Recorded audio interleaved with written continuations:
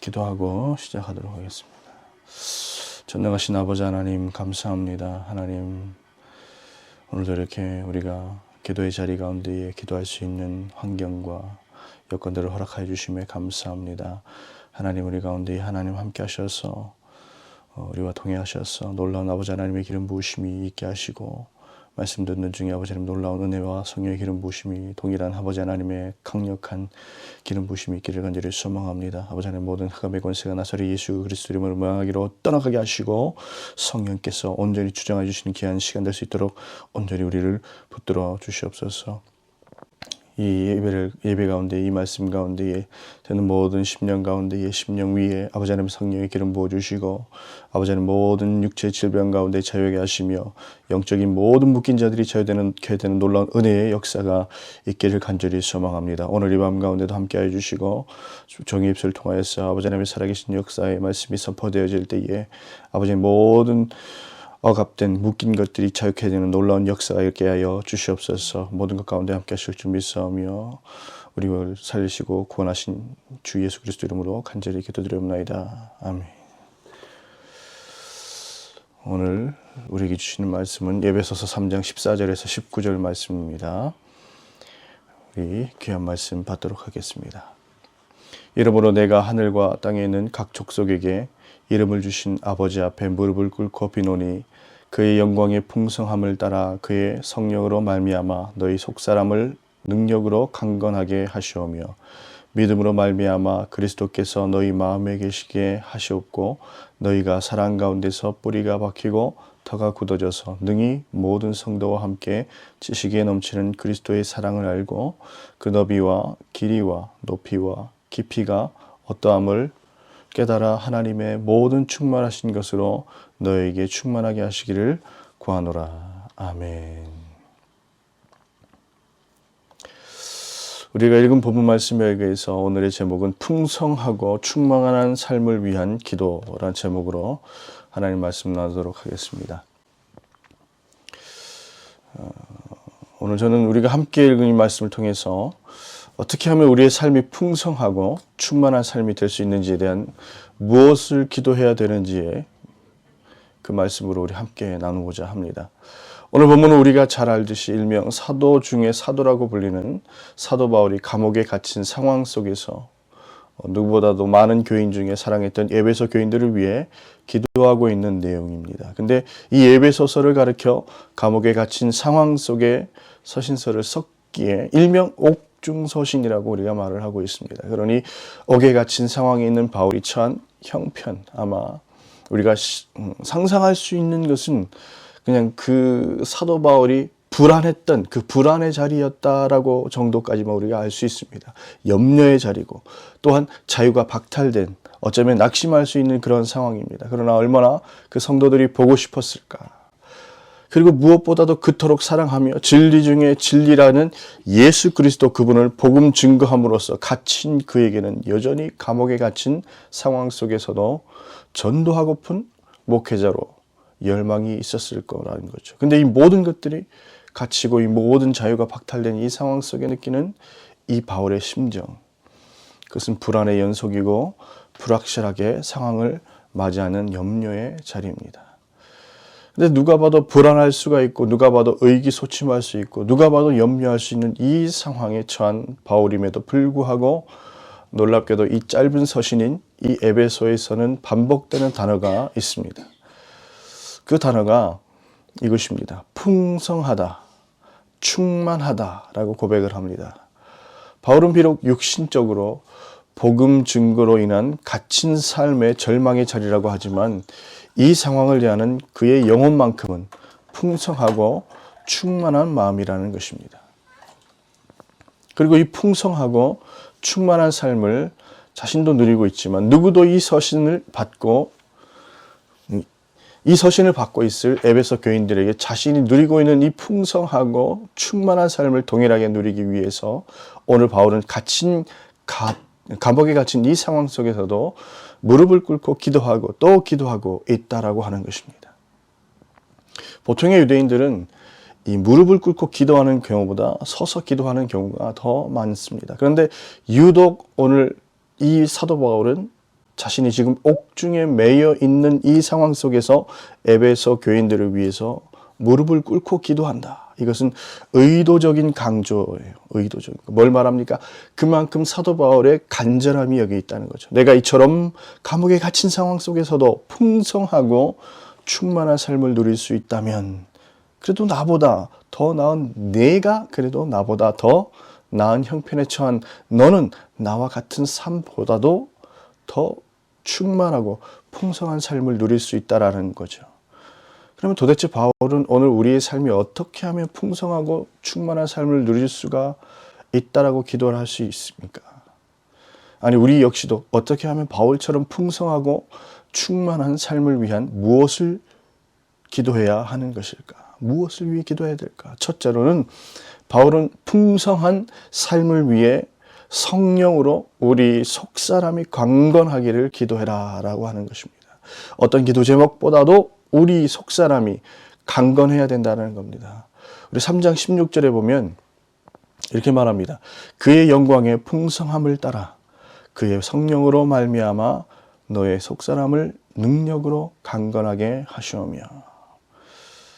그의 영광의 풍성함을 따라 누리기 위해서는 너희 속사람이 먼저 뭐 해야 된다는 거예요? 강건해야 된다. 아니 속사람이 강건하다. 그러면 속사람이 뭐 있다. 강건하다. 속사람이 있다라는 것도 어떤 사람이 있다는 거예요. 속사람 안에 또 있다는 거잖아요. 속사람이 있다는 거예요. 너무 어려운 질문 아니죠. 속사람이 있다는 것은 뭡니까? 겉사람이 있다는 거잖아요. 그럼 겉사람이 무엇입니까? 바로 첫사람인 아담의 혈통을 이어받아 육신의 부모에게서부터 우리가 받은 육신적인 바디, 곧 몸을 말하는 겁니다. 우리는 이런 경우를 가리켜 보통 신학적으로 겉사람이다 라고 말합니다. 그러면 도대체 속사람은 뭐냐? 속사람은 특별히 예수 그리스도의 십자가의 은혜로 구원받아 거듭난 영, 곧 내면의 중심적인 하나님과 교통할 수 있는 마음이 머무르는 모습, 이걸 가리켜 우리는 속사람이다 라고 말을 하는 겁니다. 물론 그렇다고 해서 우리를 겉사람과 속사람을 인위적으로 꼭 구분을 지을 수만은 없어요. 그리고 무엇보다도 겉사람과 속사람이 늘 이 대립관계 같이 하나이기 때문에 대립의 관계일 수는 없는 것은 겉사람만큼이나 속사람을 누가 지었습니까? 바로 속사람만큼이나 겉사람을 누가 지었어요? 하나님이 주셨죠. 하나님이 주셨죠. 하나님은 속사람을 짓고 겉사람을 외면하는 분도 아니고, 그렇다고 겉사람을 짓고 속사람을 외면한 분일 수가 없다는 겁니다. 우리는 전인적인 우리의 겉사람과 속사람을 쉽게 구분 지을 수 없는 것은 우리는 전인적으로 하나님의 의에 지음받은 사람이라는 거예요. 지음받은 창조물, 피조물이죠. 그러기에 특별히 요한 3서 1장 2절에 보면 우리는 겉사람만큼이나 속사람이 또한 속사람이나 겉사람이 중요하기에 우리가 잘 알듯이 영육간에 뭐 한다 그러죠? 영육간에 뭐 하기를? 강건하기를 우리는 요한다는 거죠. 우리를 향해 기도하고 있다라고 말한다라고 하는 거죠. 근데 안타깝게도 오늘 살아가는 이 현대인들은 많은 사람들이 속사람보다 어떤 사람을 보여지는 겉사람에 우리가 치중하고 있다는 거죠. 보여지는 것에. 왜요? 속사람은 뭐 하기 때문에요? 보이지 않기 때문에. 일단 겉사람이 어떠냐? 일단 겉모양으로 어떻게 사역을 하냐? 일 또한 겉모양을 가지고 직장을 어떻게 다니냐? 일단 겉모양을 가지고 어떻게 살아가느냐? 우리는 그 모습만으로 한 사람을 판정 짓다 보니까 너무나도 겉으로 보여지는 외형적인 비주얼을 원하는 이 세대 속에서는 그 속사람이 어떤지, 그 지도자의 속사람이 어떤지, 목사의 속사람이 어떤지, 교회에 있는 직분자의 속사람이 어떤지, 그 사람 중에 겉사람이 어떤 치장을 가지고 있느냐, 거기에 따라서 우리는 한 사람을 존경하기도 하고 또 뭐 따르기도 하고 그렇게 선택을 한다는 거죠. 근데 꼭 그 끝이, 근데 그런 사람 있죠. 끝이 결국은 속사람의 능력이라는 거예요. 겉사람을 아무리 치장하지만 세월이 지나면 속이 텅 비어있는 겉사람은 오래 못 갑니다. 꽤나 잘한 줄 알아요. 꽤나 좋은 사람인 줄 알아요. 그런데 꽤나 그 사람이 좋은 성도인 것 같았어요. 그런데 꽤나 좋은 리더인 줄 알았어요. 꽤 좋은 부모인 줄 알았어요. 근데 시간이 지나면서 속사람이 강건하지 못하고 속이 터져서 펑 하고 비어있는 허무감이 밀려오다가 겉이 깨어져 버려요. 그러니까 결국 시간 다툼, 시간 지나보면 알게 되어 있다는 거예요. 하나님은 이미 속이 텅 비어있는 것을 알고 있어도 사람 텅텅 비어있는 것을 알고 있어도 사람은 모르는 것 같지만 시간이 지나면 다 세월이 지나면 그 모래 위에 지은 집처럼 무참하게 무너지는 것입니다. 그러니까 이 고난이 우리에게 뭐라고요? 우리가 늘 들어왔던 고난이 유익이라는 거. 고난이 유익인 것은 고난은 유익이다 알지만 그것이 어떻게 나에게 다가오는지 오늘 제가 이야기해 드리는 겁니다. 고난이 왜 유익인가? 고난이 유익인 것은 마음의 속사람이 알차게 하나님 앞에 붙들려 있는 사람은 고난이 오더라도 흔들리지 않아요. 오히려 그 고난으로 인해서 속사람이 빛을 발하게 되어 있으니까요. 근데 겉만 멀쩡했던 사람, 겉으로만 드러냈던 그런 위선적인 그런 사람은 어쩌면 일명 모태신앙으로서 아니면 누군가에 보여주는 열심 있는 신앙이었던 사람도 고난 앞에 욥과도 같은 고난이 있으면 믿음이 박살남으로 인해서 그 믿음의 진위가 어떤 것인지가 고난을 통해 드러나게 되어 있다라고 하는 것이죠. 이게 바로 바울의 고백입니다. 오라 나는 허망한 사람이로다. 내가 원하는 바 선은 행치 아니하고 내가 원치 아니하면 악을 행하는도다. 어쩌면 오늘 이 속사람이 강건치 못한 사람은 우리의 연약함입니다. 그렇다면 오늘 우리에게 질문이 있어요. 어떻게 속사람이 강건해질 수 있을까? 다른 게 아닙니다. 다시 한번 우리가 3장 16절 말씀 한번 읽어보겠습니다. 시작. 그의 영광의 풍성함을 따라 그의 성령으로 말미암아 너희 속사람을 능력으로 강건하게 하시오며. 아멘. 속사람은 어디 가가지고 무슨 훈련 한번 받았다고 해서 뭐 외형적인 교육을 받았다고 해서 속사람이 강건케 되는 게 아니고 속사람은 누구로 인해서 누구만이요? 성령의 은혜로 말미암아. 성령의 은혜로 말미암아. 왜 그래요? 예수 그리스도는 이 땅에 육신을 입고 오신 하나님이 되어주셔서 우리를 구원하셨다면 성육신하신 분이 하나님이시라면 성령님은 어떤 분입니까? 영으로 이 땅에 오셔서 우리 안에 있는 속 깊은 이 영은 속은 영적인 영역이에요. 따라서 외적인 어떤 것으로 치장한다고 해서 이 속사람이 변할 수 있는 것이 아니죠. 자, 근력은요.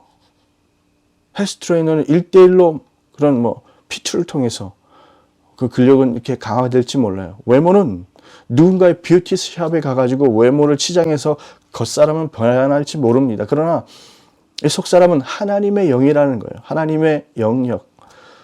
영에 속한 영역이라는 것이죠. 그러게 성령의 은혜가 아니고는 우리의 속사람은 결코 성숙할 수도 건강할 수도 강건할 수도 변화될 수도 없다라고 하는 것이죠. 오늘 이 밤에 성령께서 그 연약함, 속사람의 마음, 아파하는 이 고통을 성령께 내어드려 성령께서 우리의 심령을 치유하시고 회복하시고 강건케 하시고 온전케 하시기를 주님의 이름으로 축복합니다. 한 사람의 속사람의 변화는 무엇입니까? 성령의 역사죠. 두 번째, 바울은 속사람이 변화될 뿐만 아니라 우리 마음에 예수님이 계시도록 바울은 기도한다라고 하는 거죠. 자, 읽어보겠습니다. 3장 17절에서 19절 상반절까지만 한번 읽어보겠습니다. 시작.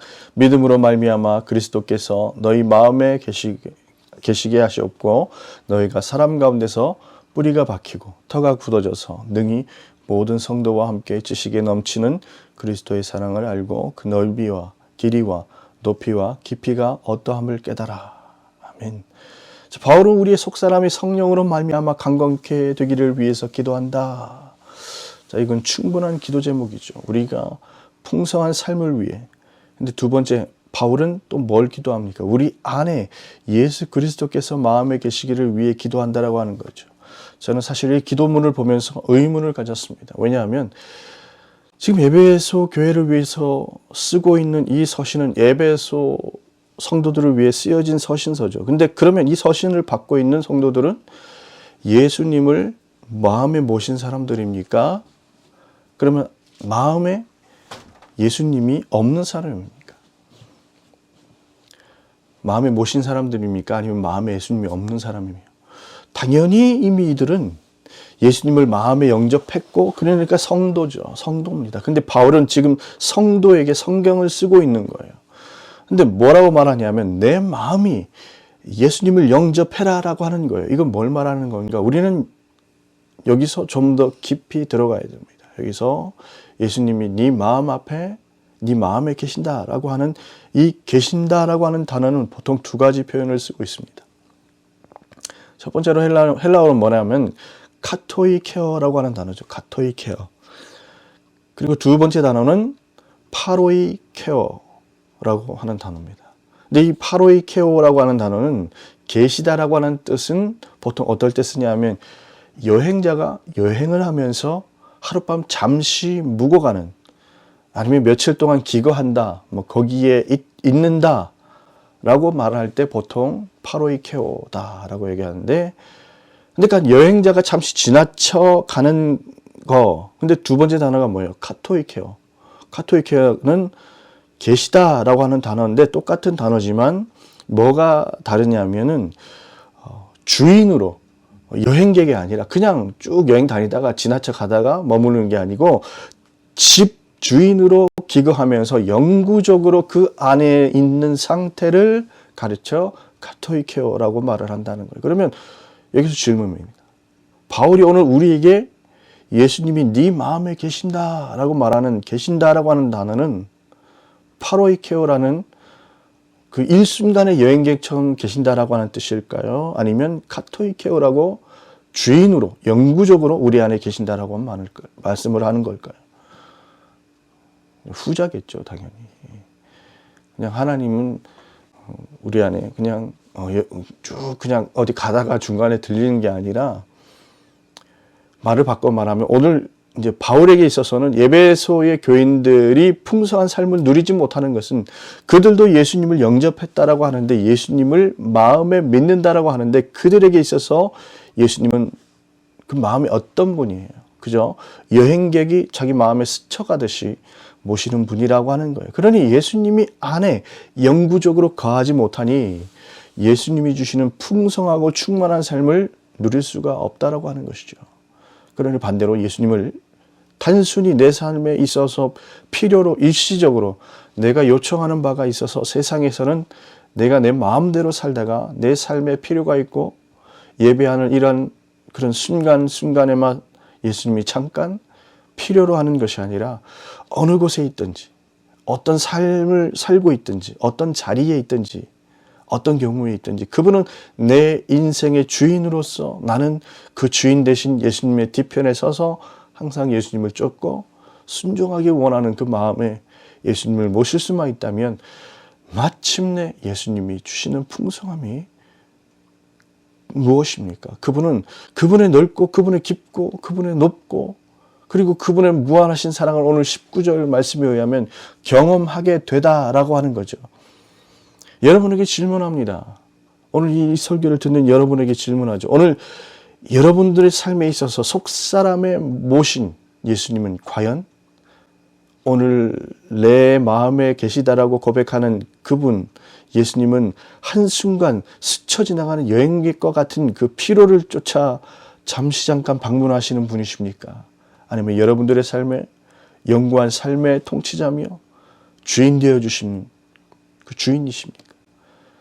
그 예수님이 여러분들의 삶에 영구히 함께 하시는 주인 되신 주님이라면 그분이 우리 안에 계셔서 풍성하고 충만한 삶이 우리 안에 넘쳐나게 될 줄로 믿습니다. 오늘 바울이 우리에게 기도하는 풍성하고 충만한 삶은 무엇입니까? 속사람이 변하고 그 속사람 안에 예수님이 내 안에 거하는 거죠. 내 안에. 근데 바울은 여기서 멈추지 않습니다. 세 번째 또 기도를 하죠. 그게 뭡니까? 그게 바로 하나님의 충만하심에 이르기를 위해 기도했다라고 하는 거죠. 자, 마지막으로 3장 19절 한 번 더 봅니다. 그 너비와 길이와 높이와 깊이가 어떠함을 깨달아 하나님의 모든 충만하신 것으로 너희에게 충만하게 하시기를 구하노라. 바울은 마지막 기도 앞에 뭐라고 말을 하고 있습니까? 하나님의 모든 충만하심의 충만이 너희 안에 충만함이 되기를 위해 기도한다 라고 하는 거죠. 그러니까 바울은 우리의 삶의 변화의 정도를 그저 속사람이 조금 변하고 그 속사람 안에 거하시는 예수님을 믿고 천국 가는 정도의 삶의 변화가 아니라 예수님이 우리에게 주시는 풍성함은 하나님의 영광의 충만하심까지 이르는 거. 우리가 주님 앞에 기도해야 될 제목이라고 하는 거죠. 근데 여러분들이 이걸 아멘으로 속으로 아멘 하셨겠지만 저는 사실 이 바울의 기도 앞에 의문이 들었습니다. 이 본문을 보면서. 왜냐하면 우리는 내 마음에 있는 속사람 하나 마음을 지키지 못할 때가 너무 많아요. 하나님의 그 충만하신 영광은커녕 오히려 이 세상 살아갈 때에 세상에 있는 정말 믿지 않은 사람들보다도 더 못한 인격과 불안정한 그런 불안정 그 앞에 마음이 어제 마음 다르고 오늘 마음 다르고 5분 전에 다르고 10분 전에 다르고 정말 오늘의 마음이 다르고 내일 다른 것처럼 정말 쉽게 낙심하고 주저앉을 때가 너무나도 많아요. 근데 그런 내가 나를 아는데 바울은 뭐라고 말하냐면 이런 내가 기도할 수만 있다면 하나님의 영광스러운 충만함까지 내가 도달할 수 있다라고 하는 거예요. 이게 과연 이룰 수 있는 것일까? 이게 제가 이 본문을 보면서 의문을 가진 거예요. 그런데 갑자기 이런 의문을 가지고 있는 이게 과연 가능합니까? 라고 하는 의문이 드는 거예요. 사람의 마음이 이렇게 오늘 다르고 내일 다르고 5분 전 다르고 10분 있다가 다르고 캬 틀리고 이런 난데 이런 우리들인데 이런 기도가 가능합니까? 라는 기도가 문득 드는데 그때 떠오르는 성경 구절이 요한복음 14장 12절 말씀이 떠올랐어요. 거기서 예수님께서 지상에 계시면서 제자들과 우리에게 약속하셨던 놀라운 말씀이 있지 않습니까? 우리 14장 12절 13절 말씀에 한번 읽어보겠습니다.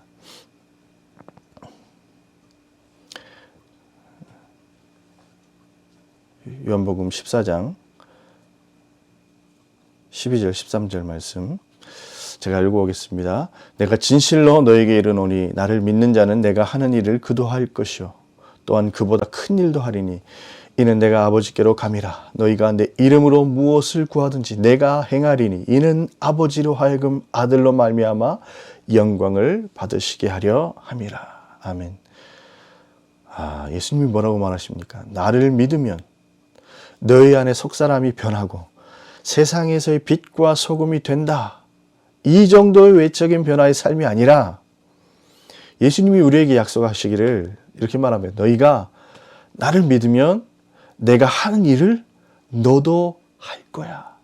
그런데 더 나를 잘 믿잖아? 그러면 내가 하는 일보다 더 큰 일을 할 거야. 그러면 여러분 보십시오. 오늘 바울이 에베소 교인들을 향해서 비록 속사람 하나 바로 간수하지 못하는 우리지만 우리가 하나님의 영광을 위해 기도할 수만 있다면 우리의 삶이 하나님의 영광에 이르는 충만한 삶의 자리까지 이른다라고 하는 이거 허황된 기도가 아니었다는 거죠. 가능한 기도. 이 기도는 예수님이 우리에게 약속하셨던 약속의 말씀. 내가 하는 일을 너도 할 거야. 내가 하는 일보다 너는 더 큰 일을 할 거야. 그렇다면 오늘 바울이 우리를 향해 풍성하고 충만한 삶을 향한 하나님의 영광에 이르도록 원하는 이 도전적인 기도. 이 기도는 허황된 기도가 아니라고 하는 것입니다. 오늘 우리 삶에도 이런 풍성하고 충만한 하나님의 영광에 이르는 삶의 자리까지 갈 수 있다라고 하는 거예요. 그런데 왜 이런 영광을 누리지 못할까?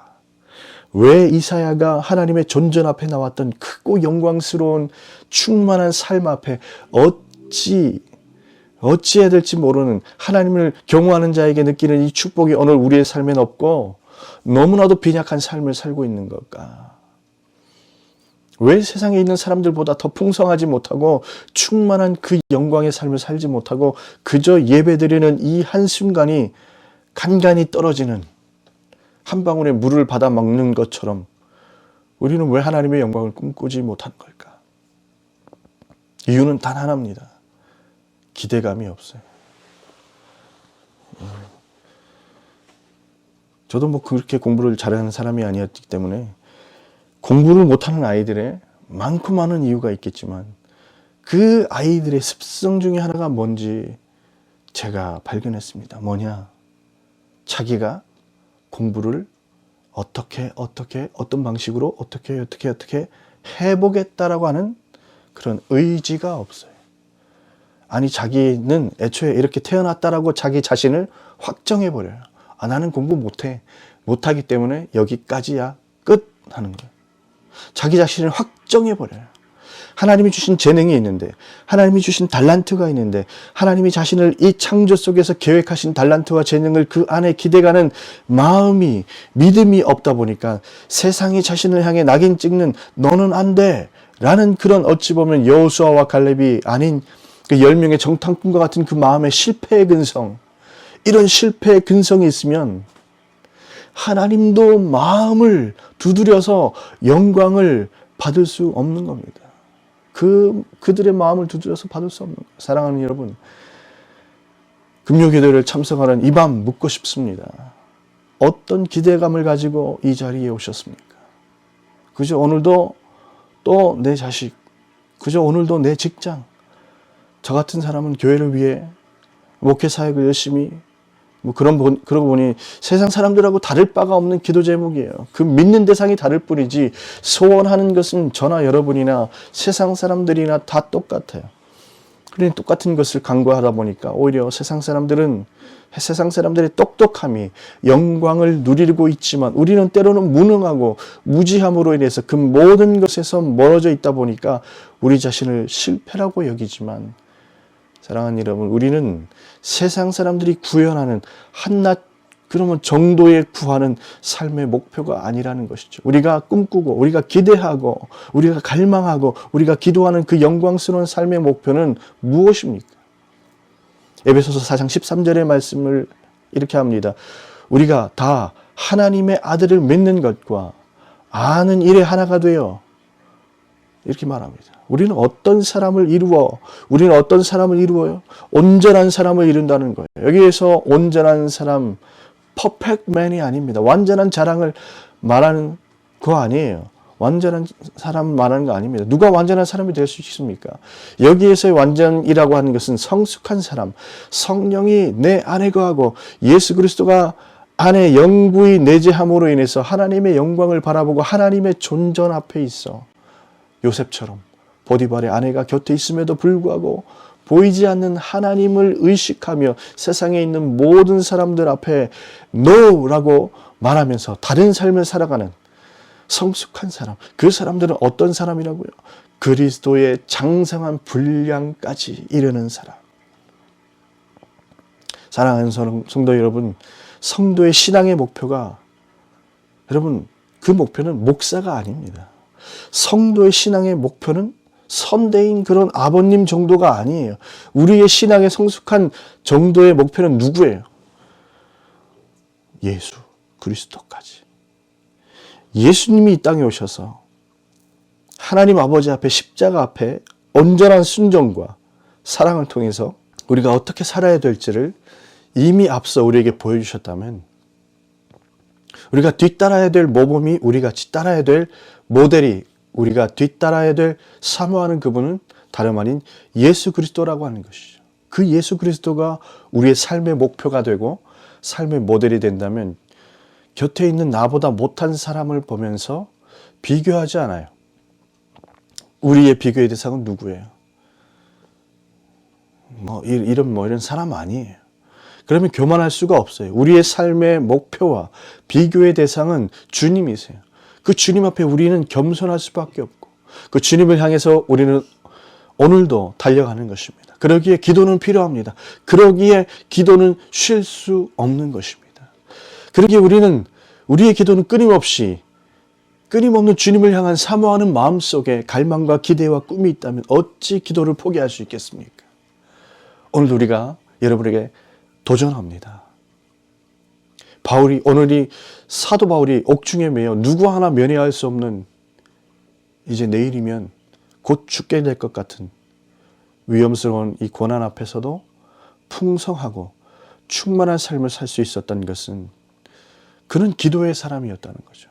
속 사람을 위해, 그리고 예수님이 내 안에 계시기를 위해 풍성한 하나님의 영광에 도달하기 위한 이 사모하는 마음, 오늘 이 밤이 이러한 은혜의 자리가 되시기를, 그 영광의 마음의 눈을 들어보고 체험하는 밤이 되시기를 주님의 이름으로 축복합니다.